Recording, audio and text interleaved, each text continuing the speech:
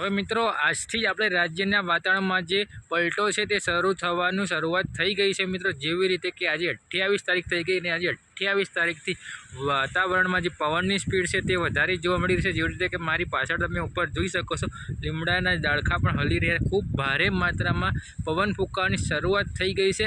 લગભગ આજથી કે આ તો કાલથી હવે આજે આપણે વરસાદની વાત કરી હતી કે 28, 29 અને 30 તારીખ સુધીમાં વરસાદની શક્યતાઓ છે। તો હવે ધીરે ધીરે વરસાદી વાતાવરણ પણ જે છે તે શરૂ થવાનું છે।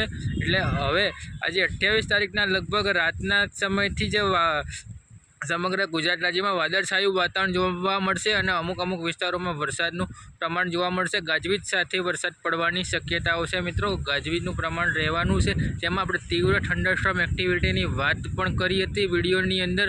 એવી જ રીતે થંડરસ્ટોર્મ એક્ટિવિટી રહેવાની છે। પવનની જે સ્પીડ છે એ લગભગ 40 કિલોમીટરથી લઈને 50 કિલોમીટર સુધીની પવનની જે સ્પીડ છે તે રહેવાની છે। અત્યારે હાલ તો અહીંયા આગળ તડકો છે મિત્રો, પણ રાજ્યમાં પવનની જે સ્પીડ છે તે વધારે રહેવાની છે અને વાદળછાયું વાતાવરણ થવાનું છે। એટલે અંદાજિત સમયગાળાની વાત કરી લઈએ તો 28 તારીખ થઈ છે। પવનની સ્પીડ ધીરે ધીરે અત્યારે હાલ વધી રહી છે અને આ જે પવનની સ્પીડ છે તે હવે 30 તારીખ સુધીમાં 30 તારીખ એટલે 29 અને 30 તારીખમાં પવનની જે સ્પીડ છે તેમાં વધારો થશે અને જે 40થી 50 કિલોમીટર પવનની વાત કરી હતી તે મુજબ પવન ફૂંકાવાની શરૂઆત થશે। પછી આ જે પવનની સ્પીડ છે તે લગભગ અંદાજિત પવનની સ્પીડ રહેવાની છે 40થી 50 કિલોમીટર સુધીની।